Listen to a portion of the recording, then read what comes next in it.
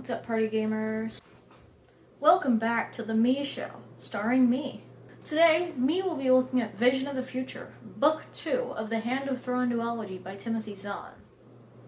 I said last week I was going to have more to say about this book than the last one, and I in fact do. So last week I mentioned that I found a lot of the plot lines interesting, and that remains true. It just felt like sometimes there were so many separate plot lines that didn't really intersect that it just got kind of infuriating, and I wanted to yell at the characters to just talk to each other for once in their goddamn. However, despite an abundance of plot lines, many of them were still very interesting, especially Pellaeon's attempts to make peace with the New Republic and Luke and Mara's trek through the Hand of Thrawn. Like I talked about in my last video, I was kind of disappointed at the lack of development in Luke and Mara's relationship in between the Thrawn trilogy and the Hand of Thrawn duology. But this book really sells you on that relationship, even if it doesn't, it's not like it has several years worth of books to build the relationship, no. But, by the end of it, when Luke proposes to Mara, I can totally see why. That seems like a totally natural development for the plot. It doesn't feel forced. It does feel very natural, even if it kind of comes out of nowhere. By the end of their journey through the foot of Mithra Nuru Odo, I felt like their relationship was truly earned, I'm excited to learn more about their story in the future in Survivor's Quest and the new Jedi Order series. Have I ever talked about on this channel how interesting of a character I think Pellaeon is? I think that he has a lot of depth for an Imperial and is really unique, especially in his relationship with Thrawn. Maybe this is just me, but I can almost see some romantic subtext in the relationship between him and Thrawn.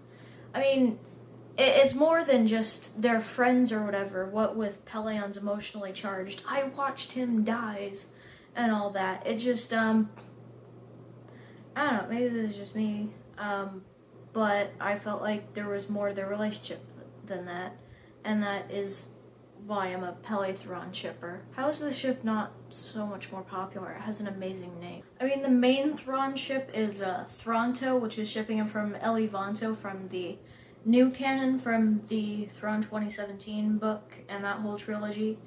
But, honestly, I think there's more between him and Pellaeon.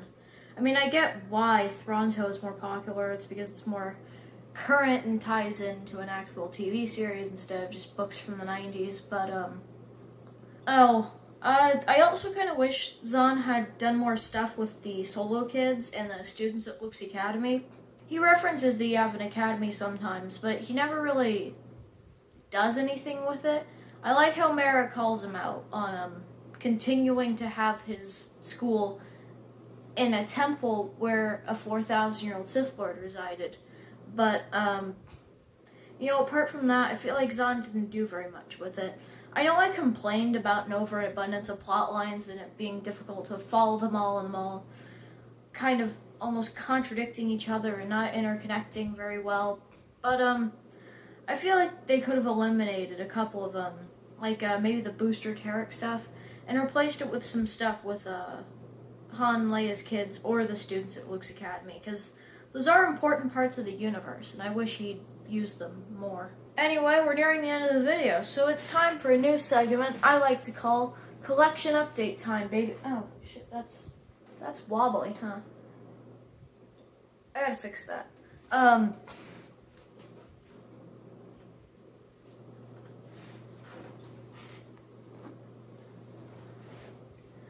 But yeah, let's see what this week's collection updates include.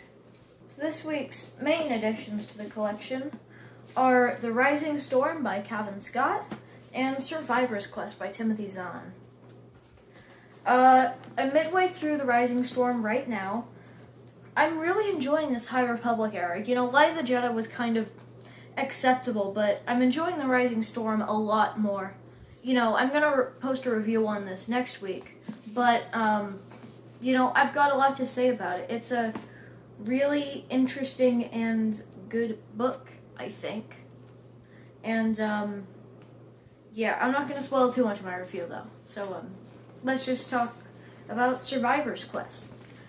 Now, this was made in the we have 10 minutes and just learned Photoshop era of Star Wars covers. Because, look at this. All those crazy colors in these pictures, and look at that font. God. This was published in 2004, and you can really tell. I'm 80% sure these two are the same picture.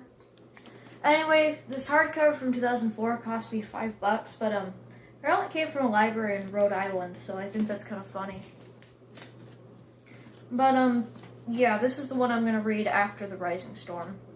But I'm really excited to read both of these books because I'm starting to get really interested in the both New and High Republic eras. I just think it's kind of funny that they went from like paintings to this weird Photoshop style to, back to paintings, but also to weird minimalist shit, like in this Thrawn Ascendancy book. I don't know. It looks good. It's just, it doesn't look as good as this or as good as this. But, that's my problem, and now I have 4 books in my lap. I'm really excited to read Survivor's Quest, but I'm especially excited to read its prequel, Outbound Flight. I've heard that's really good, and I've heard the Thrawn Ascendancy books I'm hoping to read at some point tie into that. So yeah, I don't have much more to say, so I'm gonna end the video here, I think. Bye, dorks.